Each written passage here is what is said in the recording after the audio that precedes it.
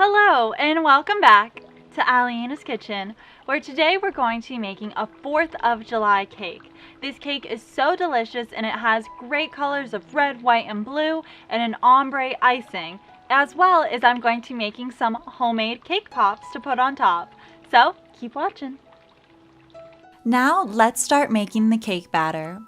Start by sifting together 1 2/3 cup of flour, 1 teaspoon of baking powder, a 4th teaspoon of baking soda, and 1 teaspoon of salt. Now sift all the ingredients together and set it aside. In a new bowl, add in a 1/4 cup of sour cream, 1 cup of milk, 1 tablespoon of vinegar, and whisk it all together and then set it aside until later in the recipe. In another bowl or in your electric mixer fitted with the paddle attachment, cream together a 3/4 cup of butter and 1 cup of sugar. Beat it until it's light and fluffy, which usually takes me about 2 minutes. Scrape down the sides of the bowl and then add in 2 teaspoons of vanilla extract and then add in 3 room temperature egg whites, mixing them in one at a time until fully combined. Now it's time to mix it all together. I added in a 1/3 of the dry mixture while mixing on a low speed and then added in a 1/3 of the wet mixture. Continue adding the dry and wet mixtures in alternating batches until everything is used and your cake batter is fully combined. Now for some fun, we get to color our cake batter. What I did was separate my batter into 3 bowls, making sure I used the same amount of batter in every single bowl. This took a lot of food coloring to get those really vibrant red, white, and blue layers in our 4th of July cake, but it's so worth it because look how beautiful they are. I also buttered my pans and put parchment paper on the bottom, and I also am going to be baking my cakes at 350 degrees or 177 Celsius for 30 minutes or until a toothpick comes out clean. Now it's time to make our Swiss buttercream icing. What I did was take 5 egg whites and a 1.5 cups of sugar in a medium bowl, and I whisked it together over a pot of simmering water. Make sure that your water doesn't touch the bowl though, because you only really want the steam to heat up your egg whites.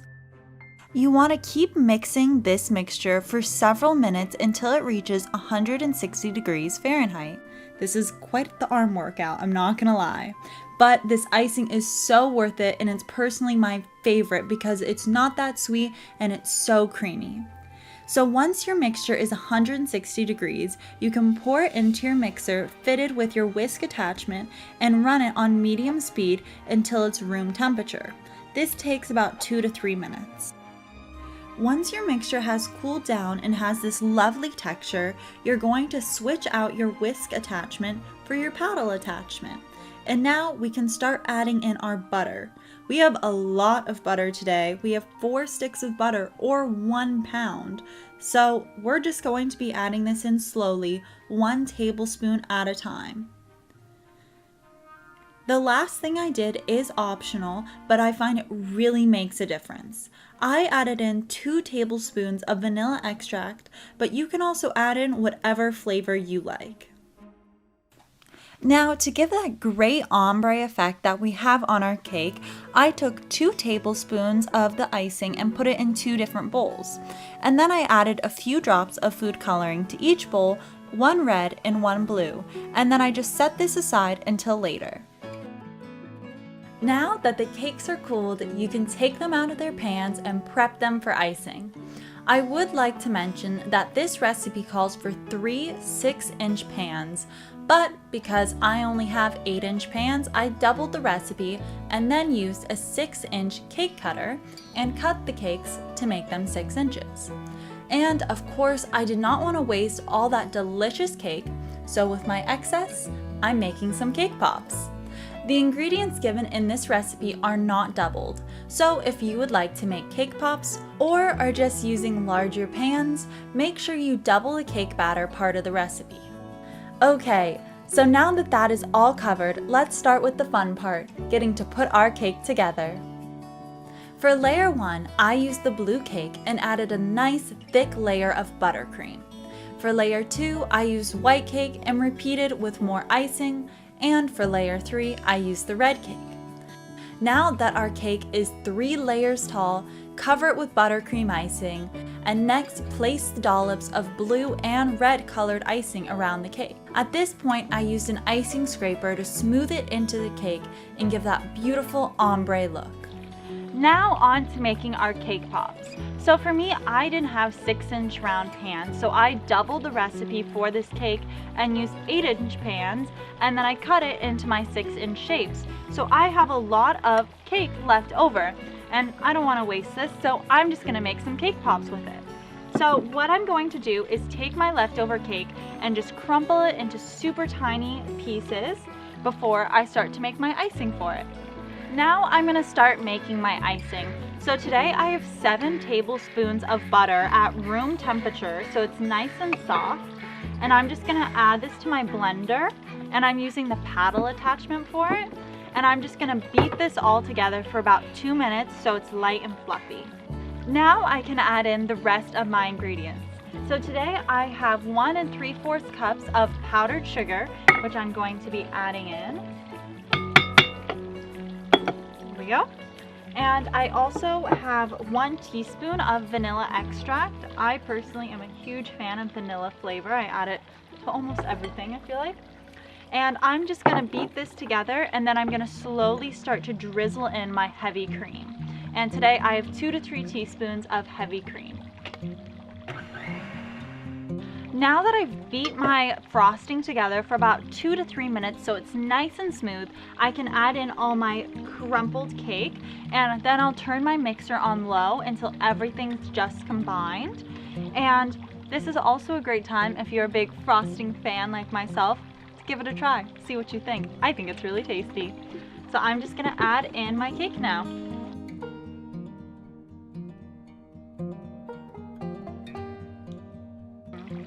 So tasty. And I absolutely love all the colors of it. It's so patriotic.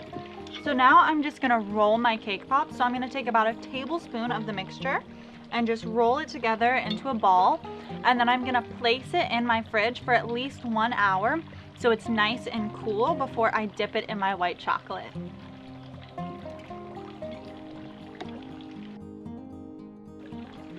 And here we have our chilled cake pops, and I'm going to be moving quite quickly because I don't want my chocolate to cool down. So I microwaved about 2 large bars of white chocolate, which is 100% white chocolate, until it's totally melted like so. And the first thing I'm going to do is, I'm using bamboo sticks today, is I'm going to dip it in my chocolate about 1/2 inch. And then I'm going to dip it into one of my cake pops, choosing the perfect one. And I'm only going to go about halfway into the cake pop. And now I'm going to dip it completely in to my white chocolate. And I can tap it lightly, very lightly. You don't want it to fall off. And so some of the white chocolate can pour off, so there's not too much on it. And then if you have styrofoam, that's perfect, but as I don't, I had to get a little creative of what I'm going to stick my cake pops on. So I just have a box I got in the mail, and I poked some holes in it and I taped it down so it won't move. Here we have our beautiful finished cake, and I also have my cake pops, which I've let sit in the fridge for about an hour now, so they're nice and firm. And now I'm going to decorate my cake and put a few cake pops on it. So let's do it.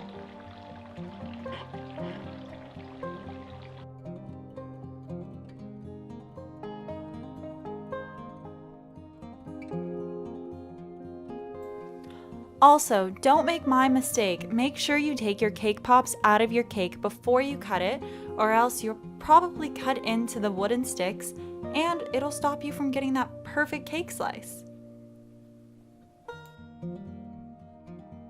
Here we have our beautiful finished cake, and I just absolutely love it because we have our distinct layers and they all represent the flag and are a beautiful color for 4th of July.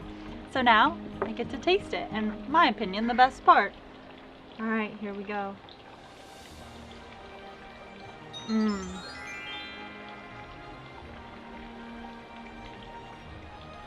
So tasty. That was a very big bite.